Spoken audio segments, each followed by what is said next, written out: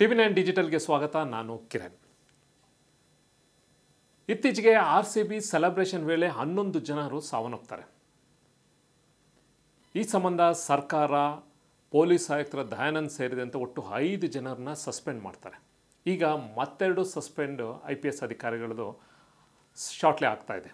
ಅದೇ ಈ ಒಂದು ಸಸ್ಪೆಂಡ್ ಆಗ್ತಿರುವಂಥದ್ದು RCB ಸೆಲೆಬ್ರೇಷನ್ ಆದ ದುರಂತಕ್ಕಲ್ಲ, ಇದು ಬೇರೆಯೇ ಕತೆ. ಇದೀಗ ಲೋಕಾಯುಕ್ತವನ್ನು ಸ್ಥಾಪಿಸಿದ್ದು ಭ್ರಷ್ಟಾಚಾರಿಗಳನ್ನ ಹಿಡಿಯೋಕ್ಕೆ, ಅಂದರೆ ಬೇರೆ ಬೇರೆ revenue department, excise department, BBMP, BDI ಎಲ್ಲೆಲ್ಲಿ ಈ ಒಂದು ಭ್ರಷ್ಟ ಅಧಿಕಾರಿಗಳನ್ನ ಅವ್ರನ್ನ ಹಿಡಿಯೋಕ್ಕೆ ಅಂತಲೇ ಈ ಒಂದು ಸ್ಥಾಪಿಸಲ್ಪಟ್ಟಂಥ ಲೋಕಾಯುಕ್ತ ಪೊಲೀಸರು ವಿಂಗ್. ಈಗ ಲೋಕಾಯುಕ್ತದೊಳಗಡೆ ಈ ಅಧಿಕಾರಿಗಳು ಭ್ರಷ್ಟಾಚಾರ ಮಾಡ್ತಾ ಶುರು ಮಾಡಿದ್ದಾರೆ. ಅಂದರೆ ಬೇಲೆಯೇ ಎದ್ದು ಹೊಲ ಮೇಯ್ದಂತೆ. ಈ ಒಂದು ಘಟನೆಗೆ ಸಂಬಂಧಪಟ್ಟಂತೆ ಒಂದಷ್ಟು ಮಾಹಿತಿಯನ್ನು ನಾನು ಹೇಳೋಕ್ಕೆ ಇಷ್ಟಪಡ್ತೀನಿ. ಮುಖ್ಯವಾಗಿ ನಿಂಗಪ್ಪ ಅಂತ ಒಬ್ಬ ಕಾನ್ಸ್ಟೇಬಲು ಪೊಲೀಸ್ ಡಿಪಾರ್ಟ್ಮೆಂಟಲ್ಲಿ ಇರ್ತಾನೆ. ಆತ ಕಾನ್ಸ್ಟೇಬಲ್.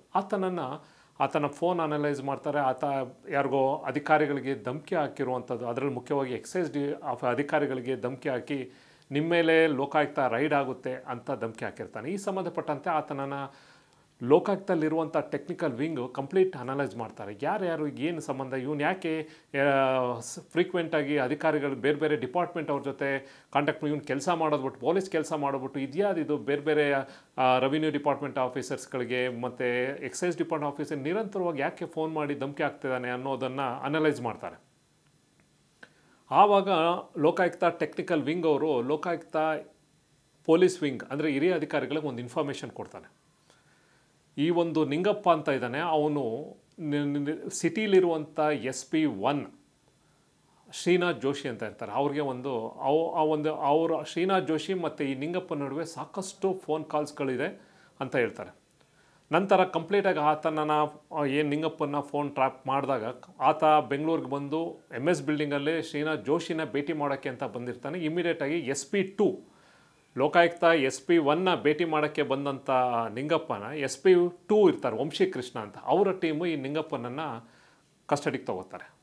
ವಶಕ್ಕೆ ತೊಗೊಂಡು ಇಂಟ್ರಾಗೇಷನ್ ಮಾಡ್ತಾರೆ. ಏನಕ್ಕೆ ಈತ ಎಲ್ಲರಿಗೂ ಮಾಡ್ತಾಯಿದೆ ಅಂತ. ಆಮೇಲೆ ಒಂದು ಭಯಾನಕ ಸತ್ಯ ಹೊರಗಡೆ ಬರುತ್ತೆ. ಏನು ಅಂತಂದರೆ, ಇದೇ ಒಂದು SP1 ಶ್ರೀನಾಥ್ ಜೋಶಿ ಈತನನ್ನು ಮೂಲಕ ಬೇರೆ ಬೇರೆ ಅಧಿಕಾರಿಗಳಿಗೆ ಯಾರ್ಯಾರು ಇವ್ರಿಗೆ ಇನ್ಫಾರ್ಮೇಷನ್ ಬರ್ತಾರೆ, ರೈಡ್ ಮಾಡಿ ಅಂತ ಜೋಶಿ ಅವ್ರಿಗೆ ಬರುವಂಥ ಇನ್ಫಾರ್ಮೇಷನ್ನ ಈತ ಪಾಸ್ ಮಾಡ್ತಾ ಇರ್ತಾನೆ. ಆ ಅಧಿಕಾರಿಗಳ ಹತ್ರ ನಿಂಗಪ್ಪ ವಸೂಲಿ ಮಾಡಿಕೊಂಡು ದುಡ್ಡನ್ನು ಇವ್ರಿಗೆ ಕೊಡ್ತಾ ಇದ್ದಾನೆ ಅನ್ನೋ ಒಂದು ಮಾಹಿತಿ ಕೂಡ ಕಂಪ್ಲೀಟಾಗಿ ತನಿಖೆಯಲ್ಲಿ ಈಗ ಸದ್ಯಕ್ಕೆ ಬೆಳಕಿಗೆ ಬಂದಿದೆ.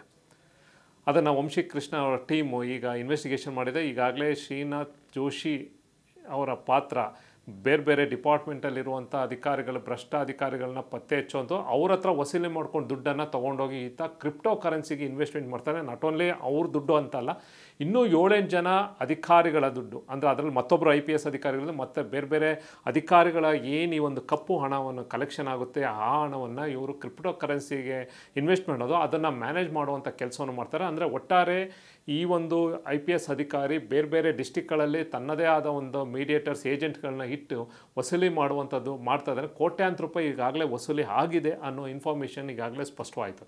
ಈ ಸಂಬಂಧಪಟ್ಟಂತೆ ಹಿರಿಯ ಅಧಿಕಾರಿಗಳು ತನಿಖೆಯನ್ನು ಮಾಡ್ತಾರೆ. ಅದಕ್ಕೆ ಈಗಾಗ ಸ್ಪಷ್ಟವಾಗಿದೆ. ಸರ್ಕಾರಕ್ಕೂ ಕೂಡ ಅವರು ಮಾಹಿತಿಯನ್ನು ಕೊಡ್ತಾರೆ. ಈಗ ಬೆಳವಣಿಗೆ ಏನಂತಂದರೆ, ಶ್ರೀನಾಥ್ ಜೋಶಿನ ಲೋಕಾಯುಕ್ತ ಪೊಲೀಸ್ ವಿಂಗ್ನಿಂದ ಬಿಡುಗಡೆ ಮಾಡಿದ್ದಾರೆ.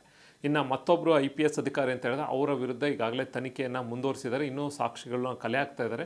ಇನ್ನು ಜೋಶಿ ಅವರ ವಿರುದ್ಧ ಅಂದರೆ ನಿಂಗಪ್ಪನ ಈಗಾಗಲೇ ಆತನನ್ನು ಅರೆಸ್ಟ್ ಮಾಡಿ ಜೈಲಿಗೆ ಕಳಿಸಿ ಮತ್ತೆ ಪೊಲೀಸ್ ಕಸ್ಟಡಿಗೆ ತೊಗೊಂಡು ಆತನನ್ನು ಇಂಟ್ರಾಗೇಷನ್ ಮಾಡ್ತಾನೆ. ಯಾವಾಗಿಂದ ಇವರಿಬ್ಬರ ನಡುವೆ ಈ ಒಂದು ದಂಧೆಯಲ್ಲಿ ಶುರುವಾಗಿದ್ದರು, ಅಥವಾ ಇವರಲ್ದಲ್ಲೇ ಇನ್ನೂ ಬೇರೆ ಬೇರೆ ಅಧಿಕಾರಿಗಳ ಜೊತೆ ಏನಾರ ಈತನ ಸಂಬಂಧ ಇತ್ತು, ಕಲೆಕ್ಷನ್ ಮಾಡ್ತಾ ಇದ್ನ.